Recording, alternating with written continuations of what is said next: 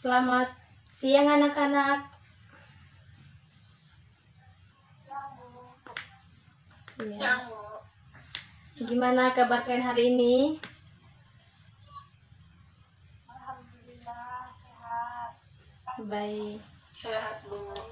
Pada pertemuan kali ini kita akan membahas materi mengenai teks eksposisi. Namun sebelum masuk ke dalam pembelajaran, mari alangkah baiknya kita awali pembelajaran kita dengan berdoa. Berdoa dimulai.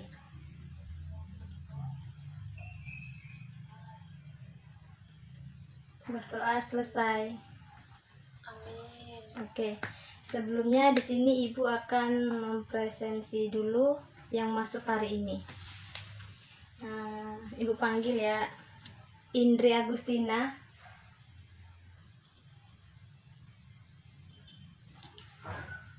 Indri Agustina. Hadir. Oke, hadir. Hadir. Aprilia. Hadir. Dini.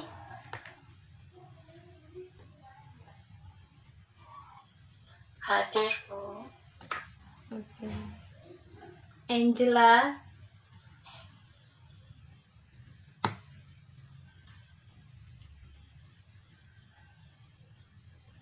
Angela.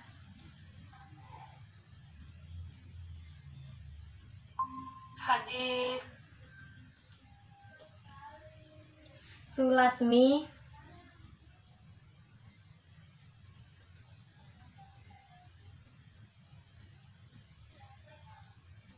Tidak hadir. Hadir. Oke. Pratama.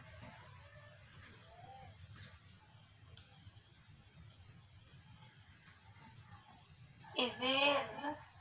Izin ya. Tidak masuk hari ini. Oke. Muhazir.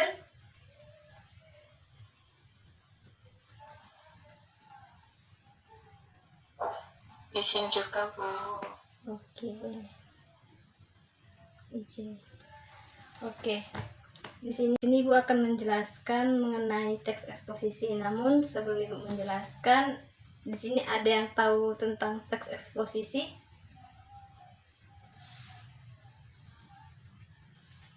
Ya, Bu. Belum, Bu. Oke, Ibu. Di sini Ibu akan Apa itu teks menjelaskan. eksposisi?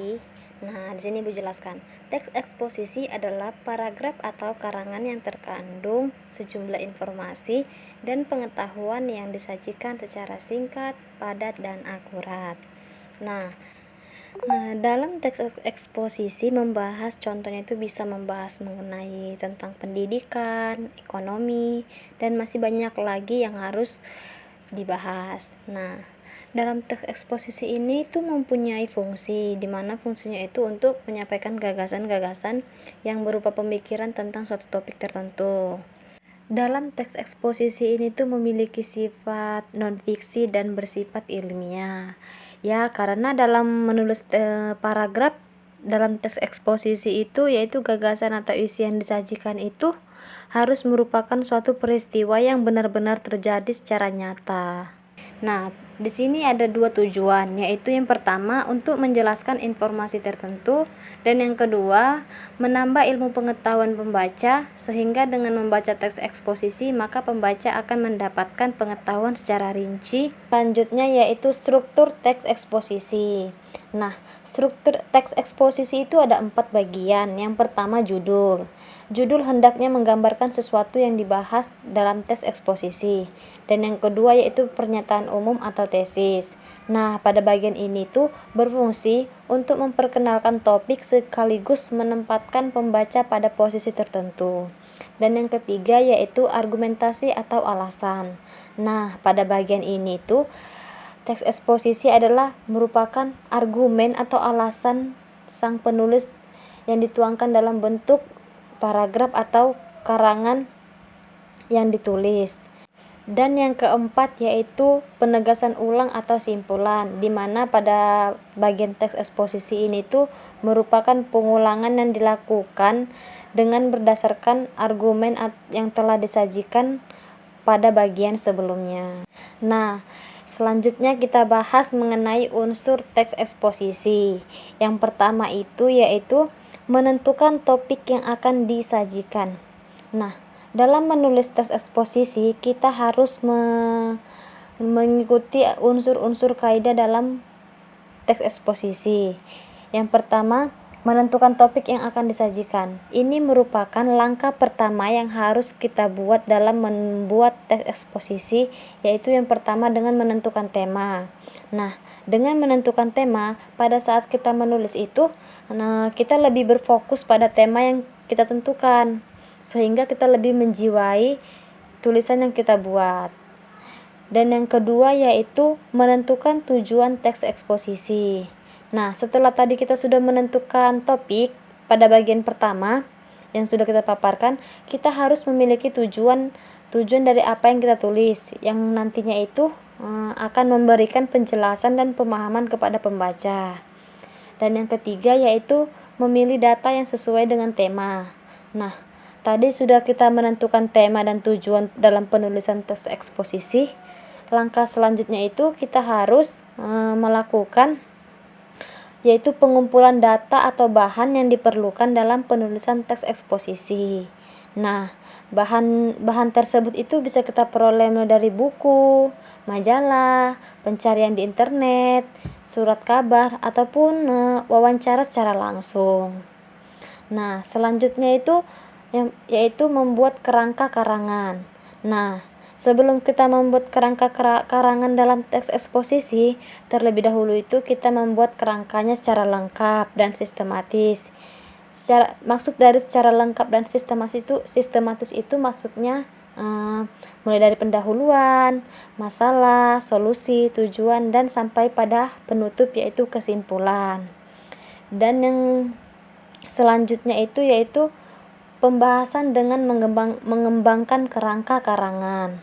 Nah, dalam karangan ini pengarang lebih menjelaskan lagi maksud dari topik yang dibahas yang disertai dengan bukti-bukti yang konkret sebagai penunjang dari pembahasan itu. Nah, dan yang terakhir yaitu membuat simpulan, di mana ini merupakan akhir dari unsur-unsur kaidah penulisan teks eksposisi, yaitu menuliskan sebuah karangan teks eksposisi. Kesimpulan yang harus kita buat itu harus sejalan, bahkan harus jelas supaya dapat memperkuat tesis yang kita tulis dari karangan yang kita buat.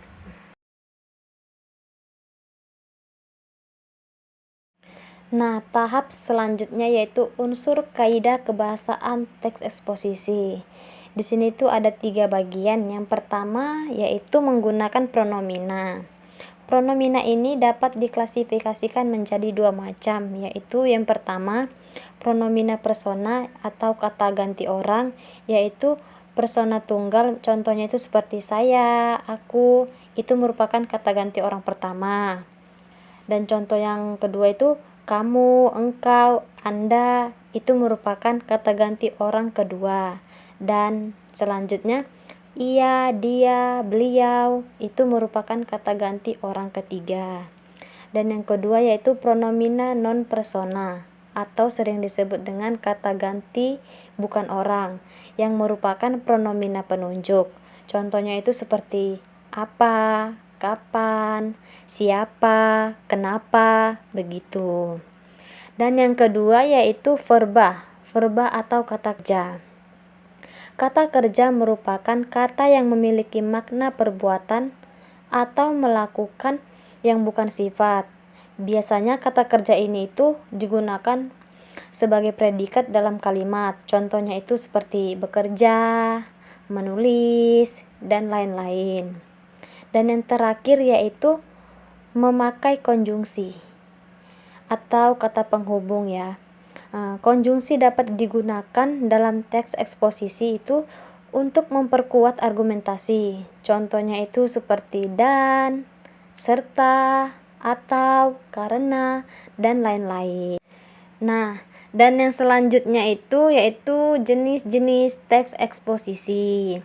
Jenis-jenis teks eksposisi ini tuh ada dua. Yang pertama, teks eksposisi berita, di mana teks eksposisi berita ini tuh adalah paragraf eksposisi yang memberikan informasi suatu kejadian sering dijumpai dalam berita ataupun surat kabar. Nah, contohnya itu seperti banjir di kota Kupang, dan yang lainnya itu seperti pencurian motor di kota Medan dan lain-lain begitu.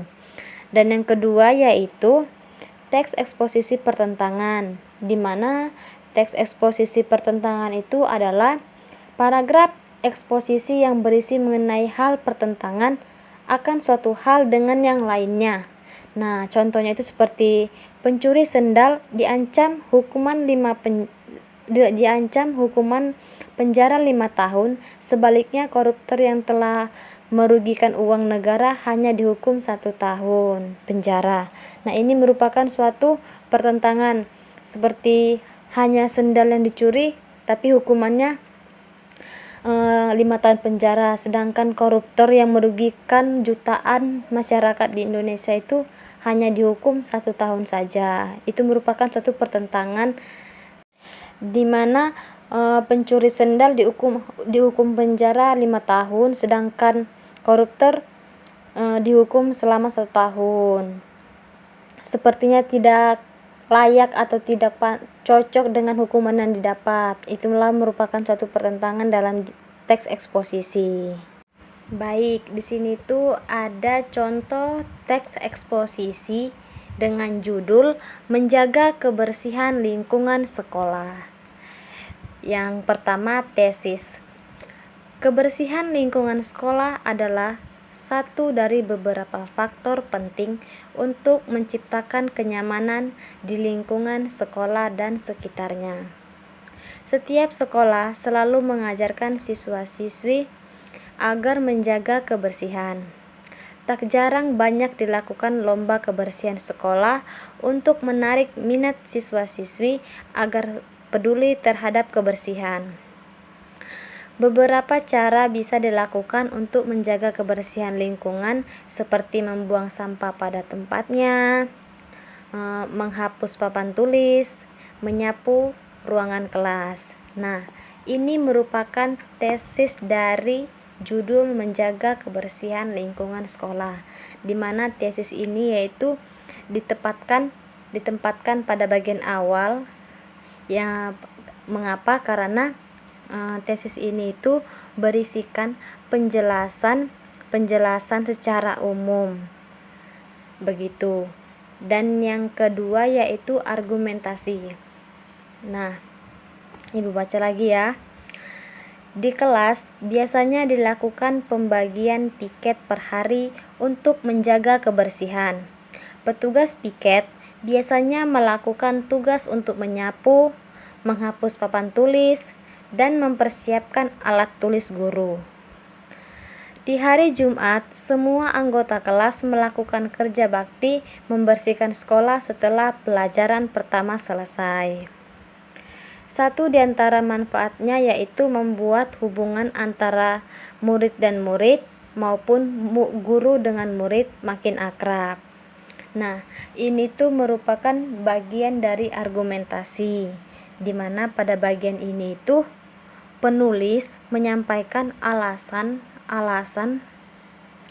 untuk meyakinkan pembaca terhadap apa yang ditulis oleh sang penulis. Nah, dan yang terakhir yaitu penegasan ulang. Kebersihan lingkungan sekolah menjadi hal yang tidak bisa dipisahkan dari kehidupan sekolah dan menjadi dasar penting demi meraih proses belajar mengajar yang nyaman.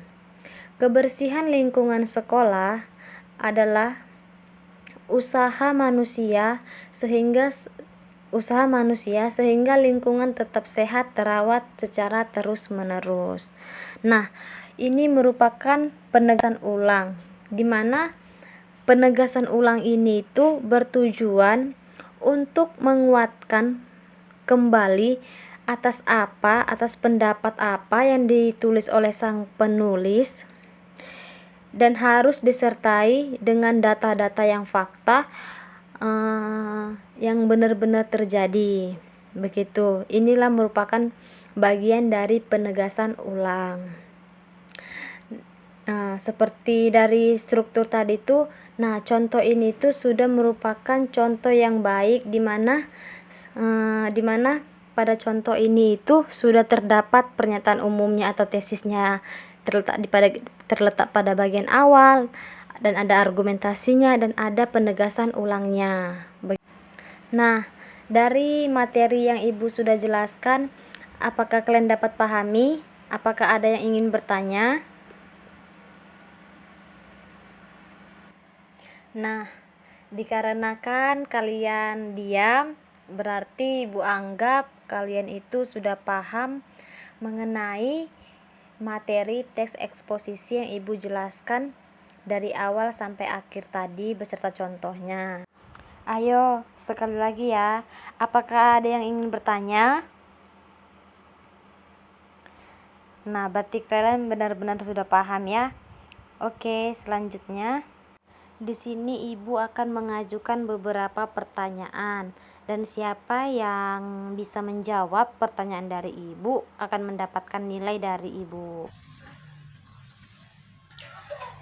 Baik, dikarenakan kalian tidak ada yang bertanya, di sini Ibu akan bertanya kepada kalian. Ibu tanya ya. Yang pertama, siapa yang bisa menjawab dapat nilai dari Ibu.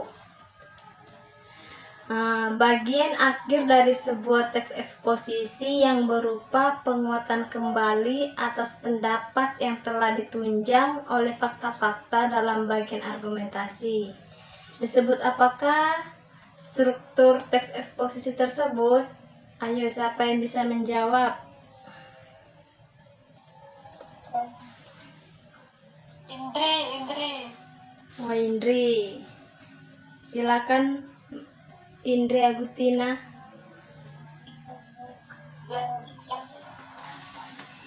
Ulang atau penegasan ulang. Baik, terima kasih Indri. Ya, jawabannya adalah simpulan atau penegasan ulang, di mana simpulan penegasan ulang itu adalah bertujuan untuk penguatan kembali atas alasan atau argumen yang telah dituliskan oleh penulis. Dan yang selanjutnya Ibu tanya ya, bagaimanakah susunan struktur teks eksposisi yang benar? Ayo, siapa yang bisa menjawab?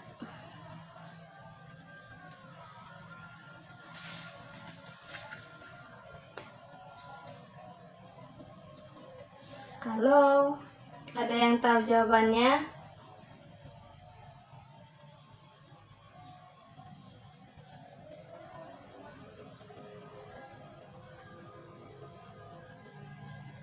Halo?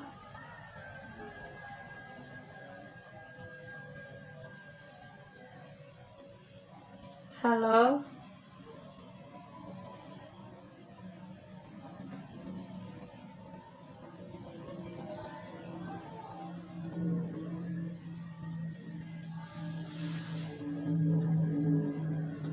Apakah ada yang bisa menjawab pertanyaan nomor 2?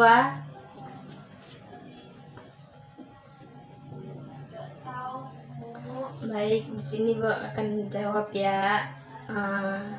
Struktur teks eksposisi yang benar itu dimulai dari yang pertama. Iya, di sini Bu jelaskan ya. Yang pertama itu yaitu pernyataan umum atau tesis ya. Indri mau jawab. Oh iya, silakan Mbak Indri. Indri mau jawab. Iya, silakan Mbak Indri.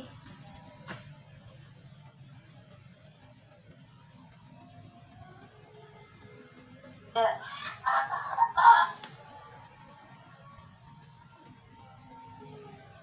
Indri. Iya, Indri. Silakan Mbak Indri. Jawabannya itu tesis, argumentasi.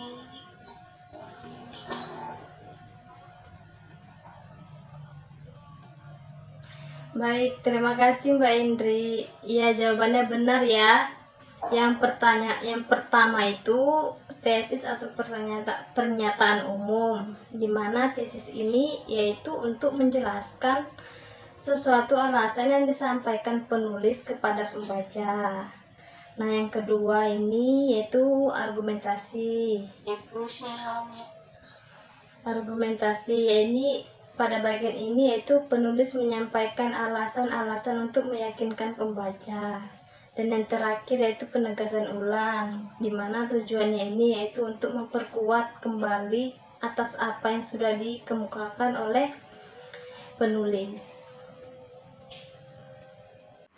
Baik, sebelum Ibu mengakhiri pembelajaran ini, di sini Ibu mau memberikan informasi sedikit mengenai jenis-jenis teks eksposisi. Nah, pada pertemuan ini, di sini Ibu menjelaskan hanya 2 jenis teks eksposisi saja ya. Nah, yaitu teks eksposisi berita dan yang kedua teks eksposisi pertentangan. Nah, namun sebenarnya jenis-jenis teks eksposisi itu ada 6 bagian, yaitu yang satu teks eksposisi berita, yang kedua eksposisi pertentangan, yang ketiga tentang teks eksposisi informatif, yang keempat tentang eksposisi artistik, yang kelima eksposisi sugestif, dan yang terakhir yaitu jenis teks eksposisi ekspositorik. Nah, namun sisanya itu Ibu jelaskan di pertemuan berikutnya dikarenakan waktu yang tidak cukup. Baik, di sini sekarang Ibu simpulkan ya mengenai teks eksposisi. Nah, teks eksposisi itu adalah kesimpulannya yaitu teks yang berisikan suatu paragraf di mana paragraf tersebut berisikan suatu informasi atau suatu kejadian yang benar-benar terjadi yang ditulis oleh pengarang dengan tujuan ya pembaca dapat mengetahui informasi-informasi yang dibaca dari paragraf teks eksposisi tersebut.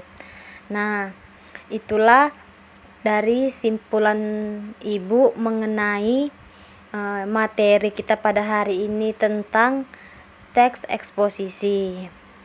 Dan Ibu harap kalian sudah memahaminya dan harapan Ibu kalian bisa menulis teks eksposisi dari berbagai jenis-jenis yang Ibu jelaskan tadi.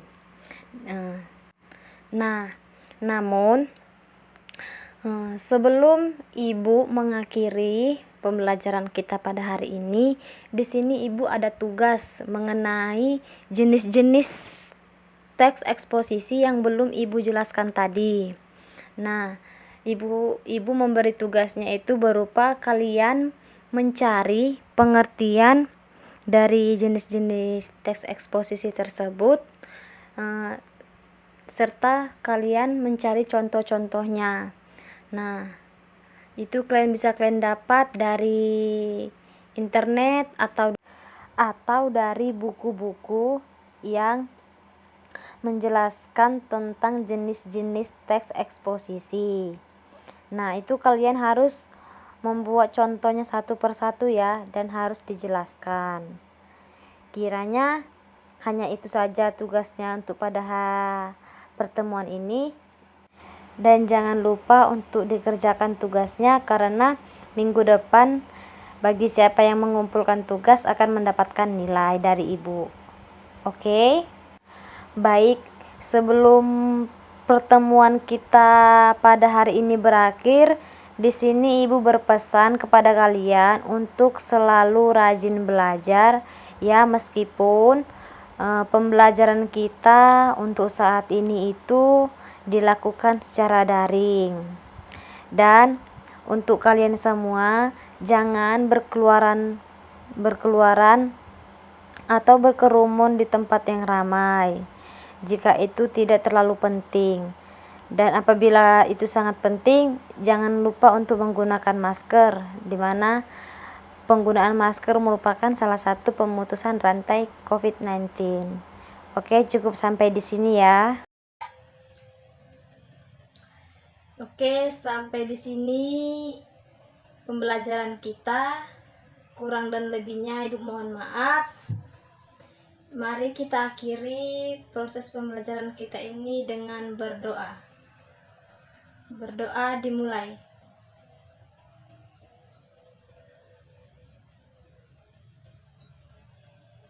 Selesai.